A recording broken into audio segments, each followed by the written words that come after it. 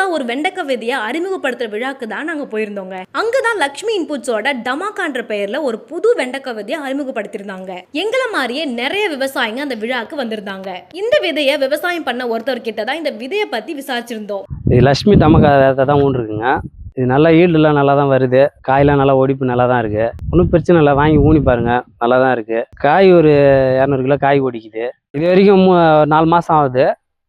ஒரு 3 மருந்து அடிச்சிருக்குங்க. ஒன்றும் பிரச்சனை இல்லை. ஒடிக்கிறதுலாம் நல்லா சைனியாக தான் இருக்குது. ஒடிக்கிறதுக்கு ஒரு 2 பரி 3 பரி வரைக்கும் தான் கொஞ்சம் கஷ்டமாக தெரியுது. அதுக்கப்புறம் ஒடிக்கலாம் நல்லா தான் இருக்குது.